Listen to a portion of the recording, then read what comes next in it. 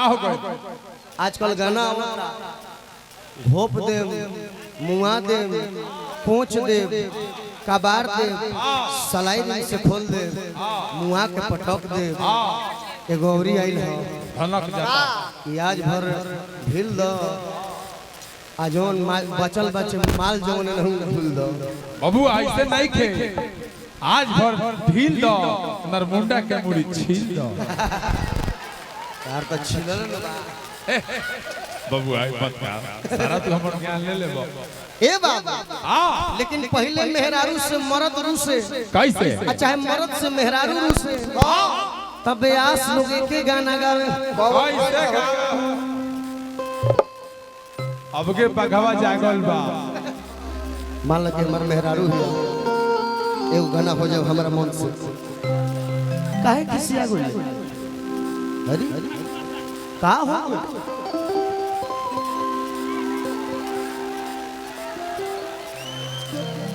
तब मरद मनावे लो आ गाना कौन गावे कि काहे खिसी आइल बाड़ू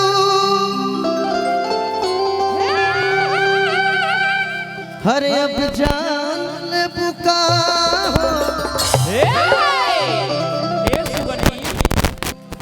ए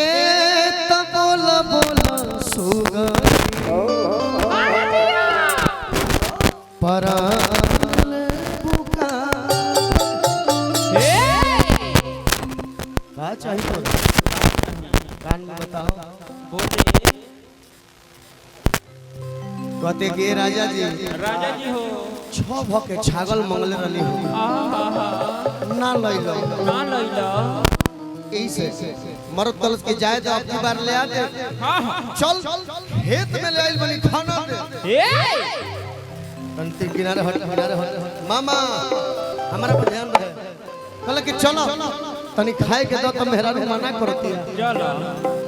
खाए नहीं खे दे हाथ छोड़ावती है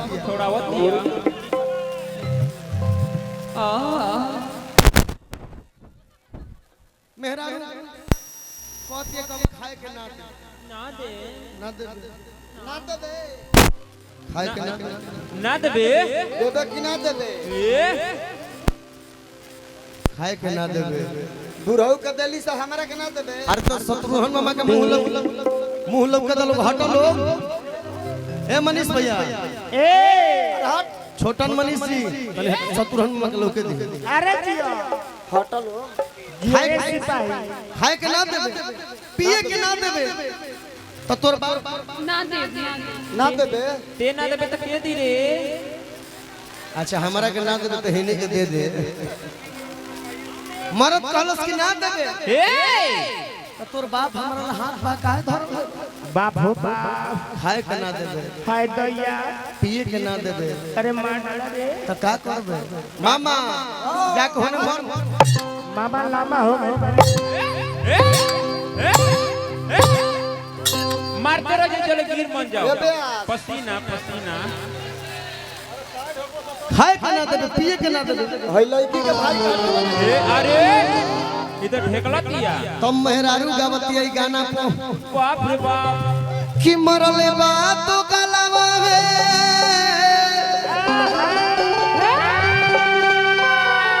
ये गाना काहे के गावता नहीं कैसे ये गाना काहे गावता नहीं कि तनी बमका के नाचल वाह कि मरले बा